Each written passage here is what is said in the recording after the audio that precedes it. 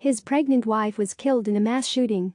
Her dying wish was for healthcare workers to have PPE. Ottowa, Canada. There was a long pause on the phone before Nick Beaton could finish his thoughts on how to best plan the funeral his wife deserves. "I'm not sure exactly, I'm not sure now, we're basically waiting until," Beaton said. And then there was the catch in his voice, it was loud and clear. "Until we have Kristen back home." Beaton is remarkably composed as he copes with his grief, now complicated in unimaginable ways by the coronavirus pandemic. His wife Kristen Beaton was murdered on her way to work as a healthcare worker in rural Nova Scotia 2 weekends ago. Police say she was a victim of Canada's deadliest mass murder, pulled over by a gunman impersonating an officer. Over the course of 12 hours between April 18 and 19, the suspect rampaged through this quiet, rural corner of Canada, shooting some people dead and setting fires that killed others. In all, 22 people lost their lives. Police say the shooter knew and targeted some of his victims. Others, like Kristen, were complete strangers.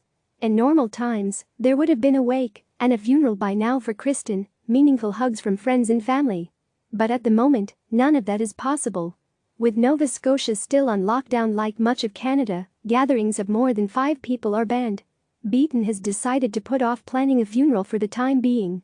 On Sunday, family, friends and strangers did what they could to help Beaton and his son grieve with a memorial parade retracing the route Kristen took to work that morning. Dozens of cars joined a slow, steady procession, some with balloons, flowers and notes pinned to bumpers and windows.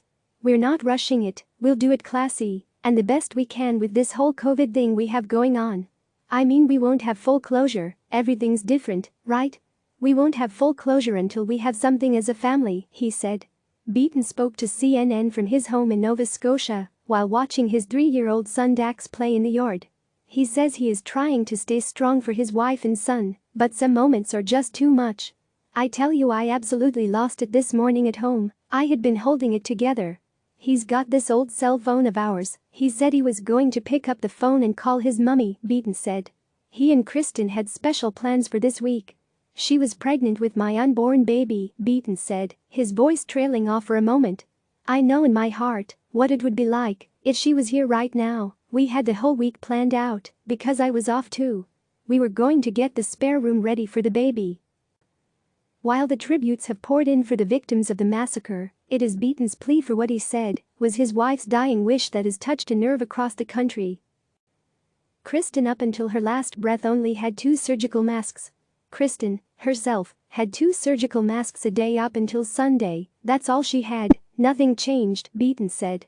As a frontline healthcare worker, Beaton says Kristen worried that without adequate personal protective equipment, PPE, still in short supply in Canada, she would bring the virus back home to her little boy. Canada has been spared the worst of the coronavirus so far. Per capita, the death rate remains low and hospitals are operating well under capacity. By Thursday, the country had reported more than 50,000 cases and over 3,000 deaths, according to Johns Hopkins University.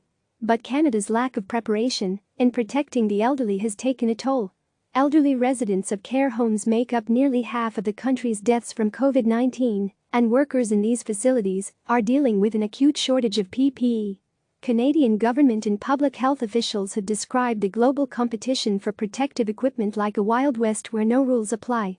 Canada has established its own supply chain in China and is working to produce more domestically.